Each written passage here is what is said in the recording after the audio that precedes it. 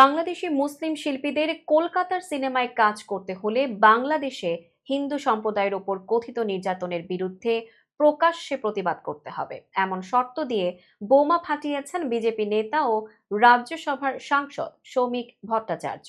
এক সাংবাদিক সম্মেলনে তিনি জয়া আহসান সহ বাংলাদেশি শিল্পীদের দিকে সরাসরি আঙুল তুলে বলেন, যারা এখানে কাজ করতে চান তাদের আগে ওপার বাংলায় হিন্দুদের ওপর ঘৃণ্য অত্যাচারের বিরুদ্ধে কথা বলতে হবে, নইলে তাদের বয়কট করা হবে। মুক্তিযুদ্ধকে হেয় করে শমিক বলেন, বাংলাদেশের মুক্তিযুদ্ধ কোনো ভাষার লড়াই ছিল না, এটা ছিল দুই মোল্লাতন্ত্রের ক্ষমতা দখলের লড়াই। তিনি অভিযোগ করেন, বাংলাদেশে হিন্দুদের ওপর যে নির্যাতন চলছে তা আফগানিস্তানের তালেবান শাসনকেও হার মানিয়েছে।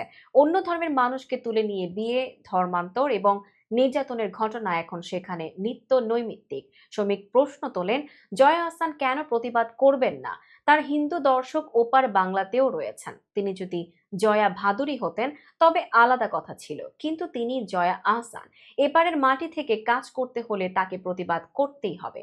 এখানে থামেননি তিনি। শৌমিক টলিউডের প্রভাবশালী নেতা অরূপ বিশ্বাসকে উদ্দেশ্য করে বলেন, যারা ওপার বাংলার মুসলিম শিল্পীদের এখানে নিয়ে আসছেন তাদের আগে বিষয়টি বুঝতে হবে, এখানে অনেক বাঙালি প্রতিভা রয়েছেন, বাইরে থেকে শিল্পী আনার আগে এটা ভাবতে হবে।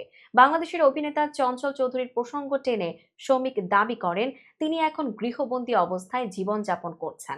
বাংলাদেশের পরিস্থিতি এমন হয়েছে যে দিন শেষে সব দল মৌলবাদের চর্চায় লিপ্ত।